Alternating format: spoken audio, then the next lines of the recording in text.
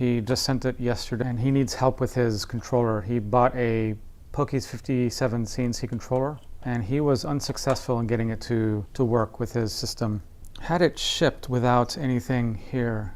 So these are linear bearings, and the linear bearings were just open. So you could actually see the bearings, and like, I have no idea why, but none of those bearings escaped in transit. But I'm thinking it's because there's so much grease in there that it has, you know, it's pretty much just stuck in there with the grease. So what I did is I took a Junior Mints piece of cardboard and just made them the right size to fit in there. He was using a parallel port before, so I took that out, and it gives a good, this could be a good panel to set up for putting a USB cable through, at least for this, because he doesn't want me to do much just to make the controller work. Okay, so that's the fourth. Okay, this is a motor connector. This motor got a little bit damaged in transit. He's unplugged the motors from the motor cables. So there's two here. This is X, and this doesn't have a connector name. This is X as well, which is interesting. So this runs along our rack, and this is probably the Y, or the one that goes along the gantry. And then this is the Z axis. It goes up and down. So this should say Z on it. I'll probably put it on there. It's obvious actually, but what is actually on this Z-axis, I have no idea, and I'm not able to turn this, which is interesting. It's got some resistance. So yeah, that's, oh, there is another bearing here, which is kind of interesting, and I'm not sure what that would be used for. So this is running on the Y-axis, or on the gantry. Some people call that the X-axis, like this one here. This is the X-axis, and this is connecting to the X-axis driver, I'm guessing. This I don't know. It doesn't have a label. But in this sort of diagnosing and getting it to work and testing is just to get the Pokies 57 CNC working with either Mach 3 or Mach 4. So he's got two Y. So he's got, yeah, the long or the gantry moves on Y, and then this is the X axis, and then this is the Z axis. So he's got inside here X, two Y's, and a Z. Yes. There is a ground that's actually not connected. Okay, it's the third, so I'll label that. This looks to me like a proximity sensor of some sort. I'm going to look this number up. Yeah, the Y-axis, these two motors are connected to the Y-axis, which is the, I guess, where the gantry goes along the table. I call that the long axis. I generally call these X-axes the X-axis or X-axis motors. They can run independent from each other. One is a slave of the other, and you could use that in a way that you can use two proximity switches or two limit switches to square the gantry on the table.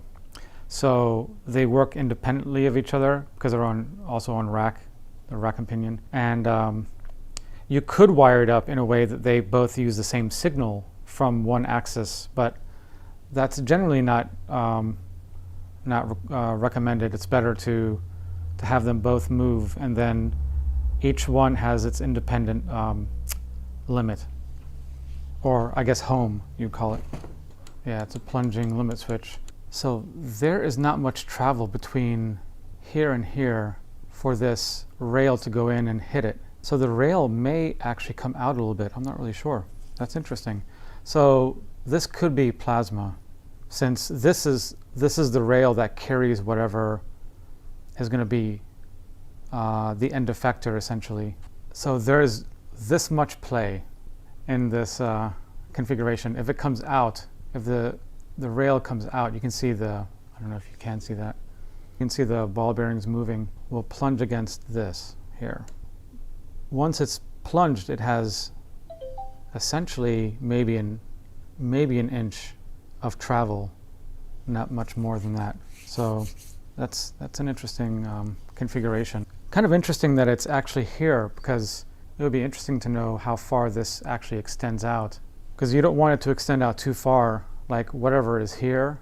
If it's a I seriously doubt if it's a spindle because of the the range. This is really just going to be springing, and this is the z-axis, so it goes down quite far. So this is just serving as maybe a homing. Maybe it's a plunger for homing a plasma torch at the bottom. So when the plasma torch hits the workpiece, then it plunges in and stops the homing, and it goes back up, so it knows where 0 is. So actually, this is kind of neat. I'm sure that there is a spring keeping this from escaping, keeping the rail from escaping this bearing. So he probably has a spring connected somewhere here that holds it in place. But he doesn't have, the z-axis serves, generally if you see a configuration like this, you may not see a z-axis at all on a plasma because of, I don't see a THC anywhere here that would move the z-axis up and down to maintain a good arc length for the plasma. I don't think it engages when it hits. This could be a, what do you call it, a tangential knife setup as well. So what I need to do here is look up some of my notes on this controller to make sure that it's all connected properly. So we have 5 volts is number 9, the step is 5, and the direction is 3. And then pin 1 is over here. So the pin 1 is going to be on the left-hand side or towards the relay. It looks like he has the cables on the right orientation. That's good. So let's take a look at the configuration he's using here. So 1, 2, 3, 4, 5, 6, 7, 8, 9. Okay. So 9 is, he's using the pulse 5 volt on the number 9. That's good. Then step was number 5. So let's see, is that the right one? Yes. And direction is number 3. Let me just double check. Yep, number 3 is direction. So he has it connected correctly, at least on that one. I'll probably try only a single motor first, just to, I'll probably try this X or this Y axis. The X axis is better actually, because I can use the left and right keys. So I'll have to find the connector that's associated with the X axis. So this is the X axis connector for the motor, and it looks like this one is for the driver. So let's go ahead and connect those two together.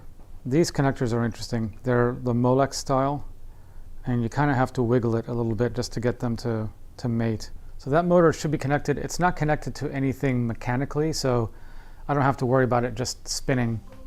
So he is powering this, this controller 24 volts using the single 24 volt power supply that's also used for the motors, and I might change that. I don't think I like that setup. I generally have a separate power supply for the controller. All right, live neutral. I'm getting nothing. These, nothing. Okay, so we got an internal problem here. I'm not getting continuity between this or live or neutral. So we got to check what's inside here and see why it's not working. I've never used one of these before. I generally just take an extension cord and I just cut the end off. I like the fully molded connection. The worst that would have happened is if there was something touching between these two, it would just have, the breaker would have tripped. All right, they all look like they're good. So there's a problem inside the cable itself. Good, these won't come out. Okay, so this is definitely connected. Let me see if the ground is at least connected to the body, the chassis. Good, so the ground is connected. Let's try this again. This is the live, nothing. So there's going to be a cut in the cable itself, looks like. There is a fuse there, but so live is connected to a fuse. So I'm going to check the live. What is this live then? Before I start tearing apart cables. Nope. I'm going to disconnect this so I don't do anything to my computer. So blue, so this is the live that goes from the power supply. So the power supply has a black, and it goes to 2 locations. Yeah, I'm gonna go ahead and do a continuity check across the fuse just for sanity, a sanity check anyway. you can see that there's the metal is still there. Yeah, the fuse is fine. All the way around here. Oh, look at that. Oh, that's why. There's a e-stop that is actually connected to the power supply. And I don't usually recommend that. So here's an e-stop that is e-stopped. It looks like it's not very well seated here. And it doesn't work. So I'm going to check the continuity between that. It looks like the e-stop is damaged. So it doesn't actually, I'm going to try that, see if it works. So now I do have connection. If I plunge it, I don't. So there's a connection now with nothing connected to it. So I can at least test the electronics. Or actually, before I do that, I'm going to see if there's a connection between live. Yes. Okay, we got it. Couldn't have done it without you guys. This doesn't feel right. I think I'm re-tapping it. Well, now I know I didn't have to do this. Okay, now should I plug it in? Oh wait, before. Oh my God, this would have been bad. It's probably not touching anything anyway, but still. And I also want to put this in. All right, 3, 2, 1. Good. I got lights. I can hear the motor.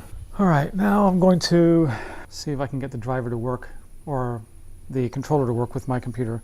This one has an ID of 54130. Each of these controllers has their own ID, so essentially you could use multiple controllers in one system. I'm going to move the external power source to the USB just to see if I get the same red signal. So that's the jumper here. You could either use the power source of an external 24 volts, which is required for a lot of the features in this side of the board. You can use the USB for just motor signals, so I'm going to try that first. This motor, it almost sounds like it's trying to move or trying to turn the shaft. And look at that. Hold on. Well, the green lights are on for the drivers. I'll probably try Mach 3. It's a little bit easier to set up. So I'm going to start Mach 3. I'm going to create a profile. Pokies. Actually, no. I'm going to try one of my existing ones. See what I have in my plugins. Okay, this is not the one I want to use. Config plugins. Uncheck the R&R motion and check the Pokies Polabs. Delete the existing 53197 controller and then add a new one. 54130. Good. All right. I have to restart it.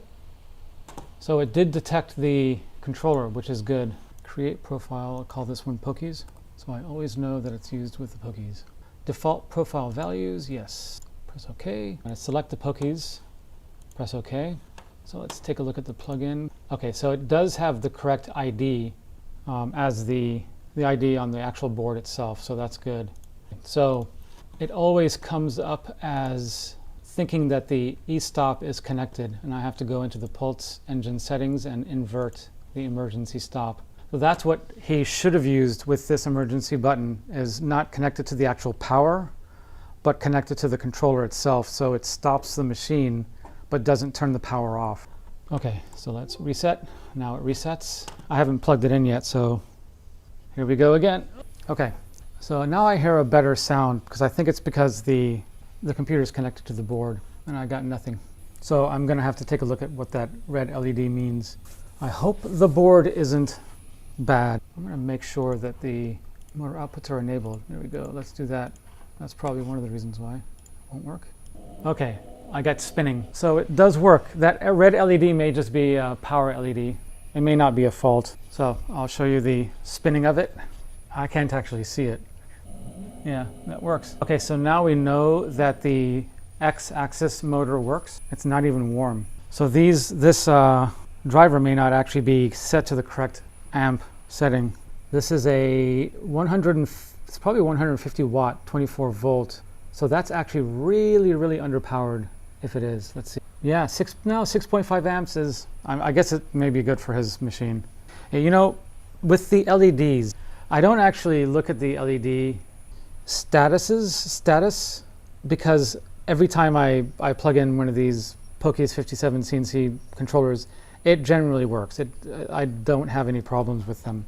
The problem, I'm wondering, I'm going to have to talk to the customer to see what problems he was having, but I'm going to go ahead and connect the rest of the motors to see what's going on. maybe there's one of the drivers isn't working or something like that. So we've got to find out where the Z connection is. We don't know what this one is. This one doesn't have a label on it either. I'm going to unplug it and I'm going to test continuity on these coils to see which one is which. Mole, what do you mean by ISO is high? ISO is high. All right, so let's get the continuity tester. That's the white. Okay.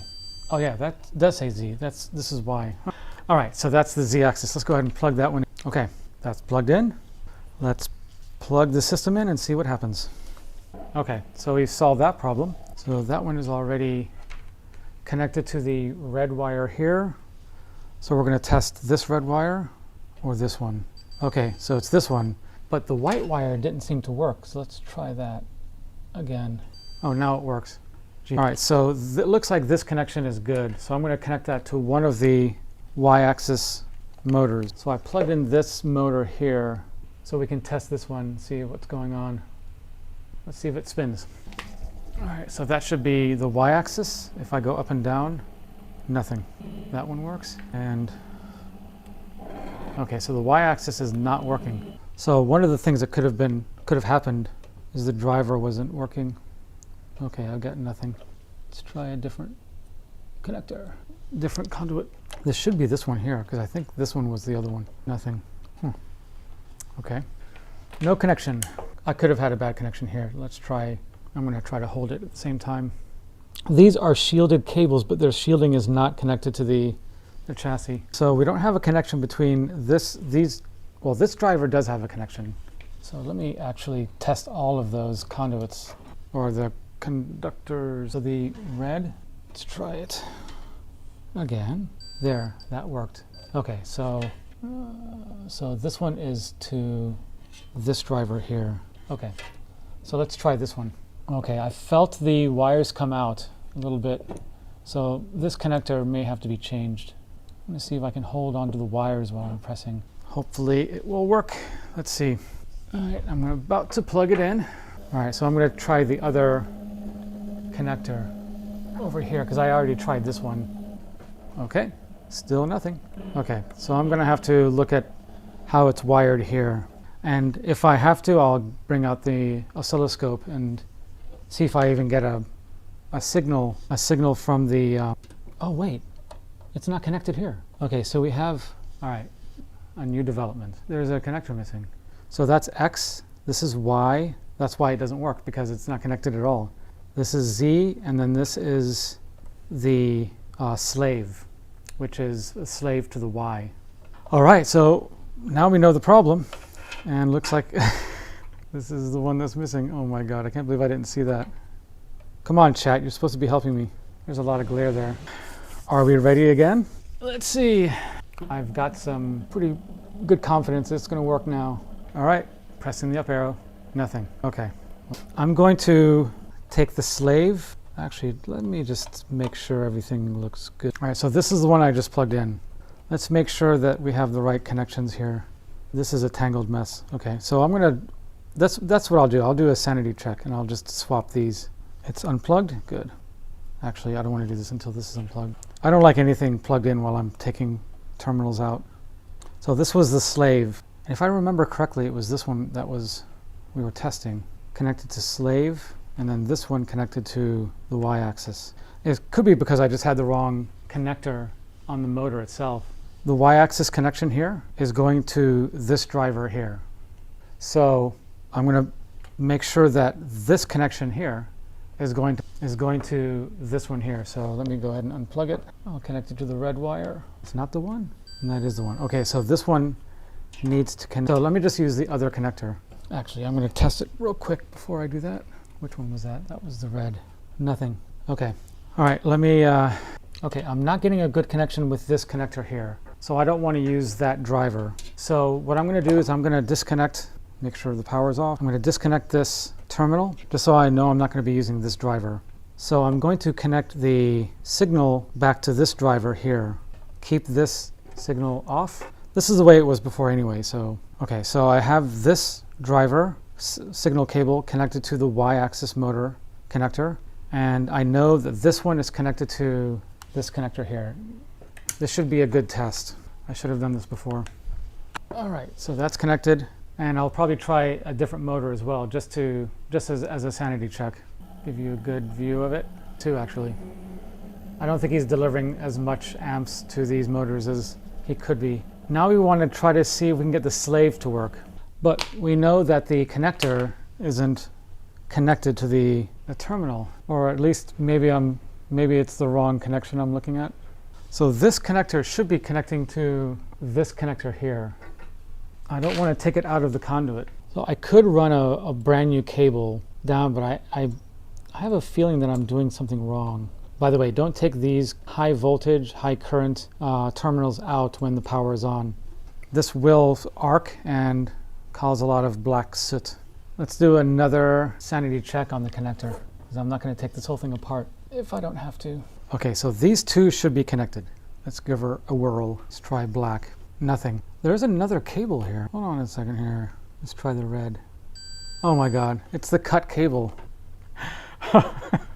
This is the cable. Let me see if I can get it close up. There's a cable next to it. That's the one that's connected to the driver, not this one. So what should I do? Oh, look at this. Wait, hold on a second. Oh my God, I can't believe I didn't see this. Wait, if I can get this in shot. What do you see? This cable is going to nowhere. This connector is going nowhere. So does he even use that motor? Oh, yeah. Man, that's a sigh of relief, actually.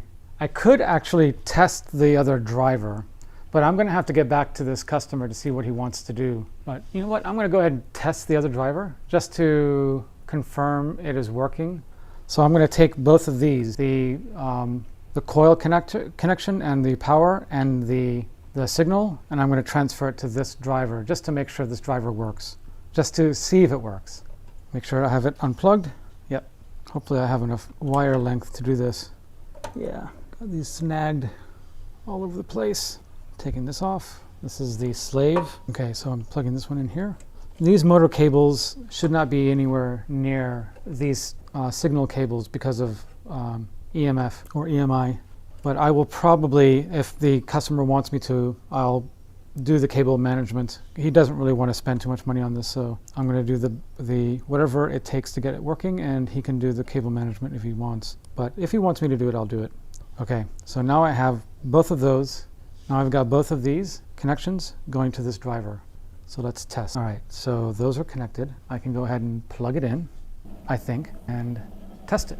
So this confirms that the other driver is functional. It works. So at least the customer can be happy about that. And so I'm going to have to ask him what he wants me to do about this connection and that connector and how he uses his machine.